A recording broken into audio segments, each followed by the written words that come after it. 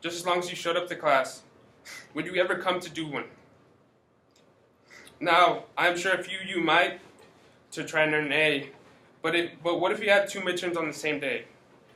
Would you bother to do the speech?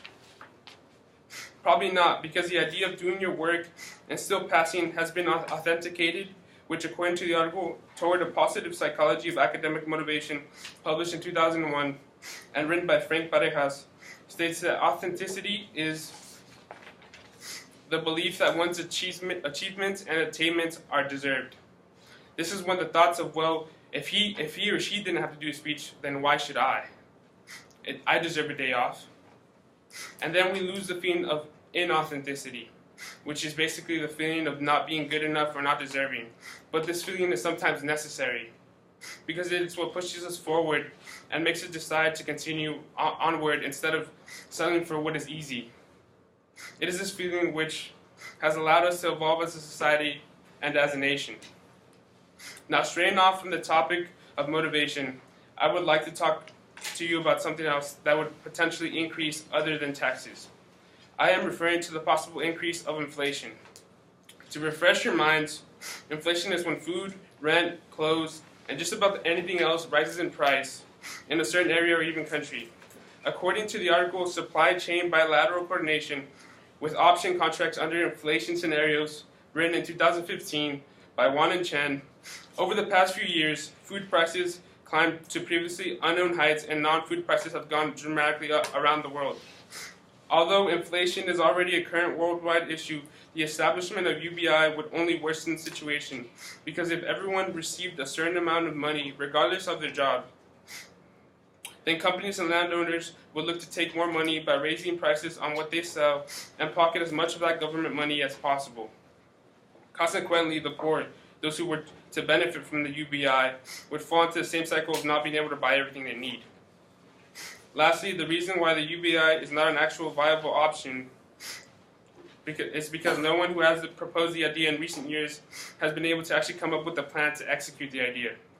The article, A Disarmingly Simple Idea, Practical Bottlenecks in the Implementation of a Universal Basic Income, published in 2012, makes the argument that UBI will remain hypothetical due to 3 reasons. The first being, there must be a nationwide list of all eligible candidates that must be set up. The second being, there must be an effective way to distribute all the money according to all those who receive it. The third being, creating an effective oversight mechanism that prevents client monitoring. Ultimately, without all of the 3 of these in place, the UBI won't be studied. Hence, the only real solution is to do away with the idea of a UBI and provide other options which offer a chance of financially steady life. For example, the article Building the Pipeline from Classroom to Career, written by Megan McPhail in January 2018, talks about how in South Carolina, a school district made a pact with a construction company in which they agreed to offer students the option of learning skills in high school, which could later help them get a job in construction and earn a decent income. Considering that the employment of construction workers is estimated to grow 13% in the next decade, many Americans could use these sorts of trade schools as a way to make a good amount of money without having to completely get into schools, because oftentimes the excuse is that, I dropped out of school because I didn't have the brains. Well, if there's jobs, trade schools are established, more widely accepted, then there's the chance of people going into these trade schools where they actually have a chance of making a decent living rather than just dropping out and getting minimum wage jobs. Consequently, the U.S. should focus more on offering programs like this and having people earn their own money rather than just simply handing them out.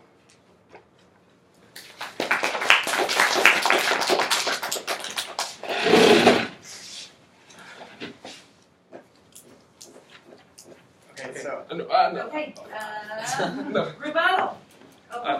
Okay, so you guys mentioned how this basically helps you get to college easier, right? It paves the path to college. Well, I have an example myself. So I'm a first generation student, and there's no UBI in place. But there was this program back in San Jose called Breakthrough Silicon Valley, which basically I applied to it when I was in 6th grade, and it allowed me to. I went to like summer school basically to prepare for the next years, the upcoming years, and that allowed me to get into like a private school, apply to and get in with a scholarship, and then they helped me through the whole college process where I was able to like finally like get into Cal Poly, and both my parents are immigrants, so I really had no support other than the fact of that program. So rather than establishing a UBI, I think the focus or the funding, get rid of, if you want to get rid of like Medicaid, do it, but use that money to fund programs rather than UBI and just handing out money to people who might just use it and not give back.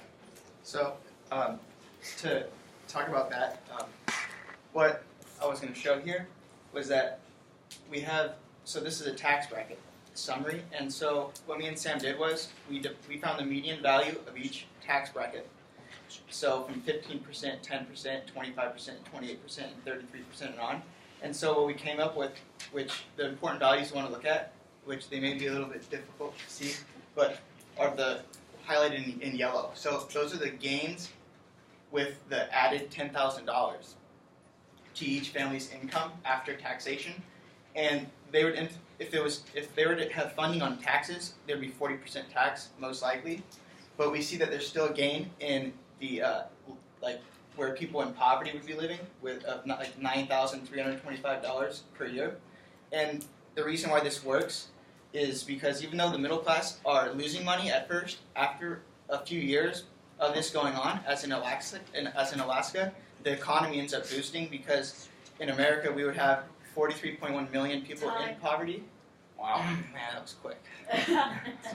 Okay. Yeah, it is. Okay. Now, conclusion.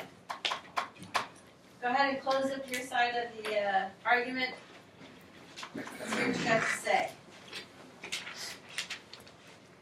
So to conclude, we propose to you guys the idea of universal basic income and how the current system that we're currently living in is super corrupt and actually isn't really benefiting the people that need the most help.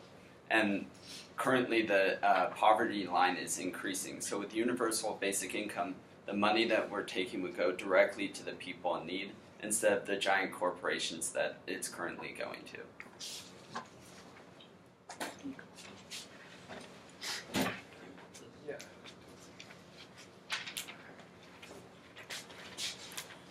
To conclude, we state as a group that although the UBI sounds great, there's no actual infrastructure at the moment to establish such a large project.